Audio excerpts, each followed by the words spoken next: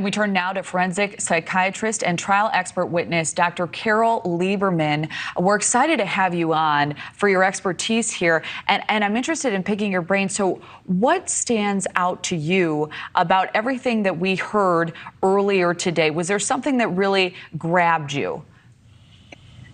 Well, a lot of things, actually. First of all, what he supposedly said when he was caught, that has anybody else been arrested?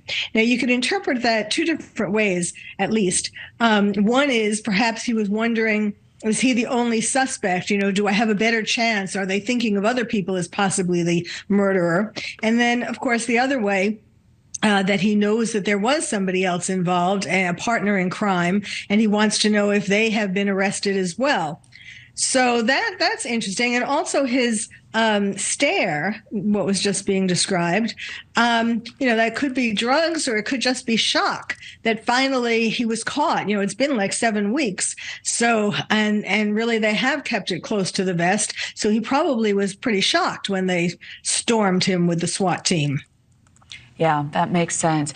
So, in your experience, what should we be watching for? What should we be listening for and keeping an eye on in the days and weeks ahead with this case?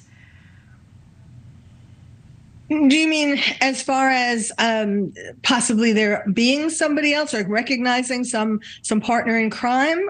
Yeah, not only. Certainly, that aspect's certainly important. What can we expect to learn, I guess, in the days and weeks ahead? We know that this information isn't going to come out quickly, as many have mentioned. And of course, the entire country, the entire world is hungry for a reason and a motive, but that's not going to be a fast turnaround. So what are some details we can expect to hear more about? And what do you believe will transpire now, maybe over the weekend or next week? Well, everybody has been getting very frustrated. It really hasn't seemed, not only because there hasn't been much information coming out from the Moscow police, but also because there was such contradictory information. First, they would say one thing, and then they would walk it back. It was targeted. It wasn't targeted. The house was targeted. The wounds and so on, they described differently. And that was part of the frustration, that because first you would go down one path trying to figure something out, and then they'd say that it was something totally different. So that's part of why everybody is in this frustrated state. I actually just announced, I was getting so frustrated, particularly that there had been no reward announced. I still don't understand why they didn't earlier on announce a reward. And so I had put together, I was seeding a reward fund to start a reward. And perhaps we do still need one if it turns out that there are more than one person involved. But what I said from the beginning, and with the information that we've been gathering today, I still think that he's an incel, standing for involuntarily celibate, meaning this is a subgroup on the internet, a subgroup of young men who had problems when they first started trying to date and, being social and so on, had problems getting women to date them, to have sex with them, to consider marrying them. And they build up resentment and anger over the years. And they then, they develop low self-esteem, they develop all kinds of insecurities, and they build up more and more resentment with more of the women who reject them.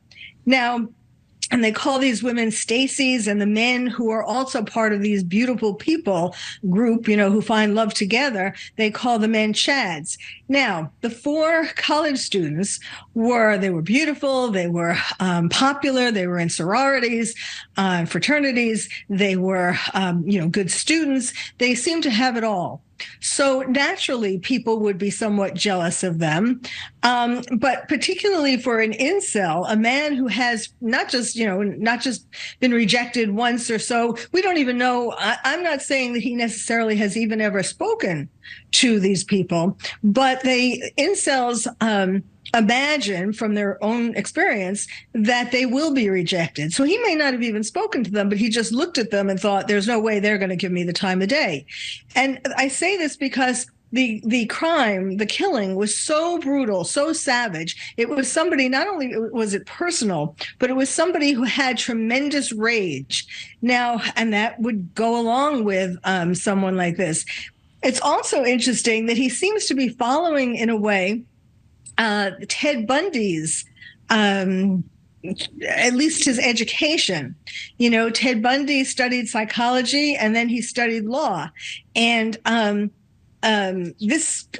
Brian studied psychology as an undergraduate. I have read that he went to community college and he studied psychology as an undergraduate, and then he got his master's in criminology, and then now he was in Washington. And Ted Bundy went to Washington to study. And but Ted Bundy, of course, was a lot more charming than I am anticipating we're going to find. You know, it's a lot more charming than an incel would be. Incels are awkward with people. That's really, really interesting insight. Forensic psychiatrist and trial expert witness, Dr. Carole Lieberman, thank you so much for joining us this afternoon. We appreciate it. Thank you.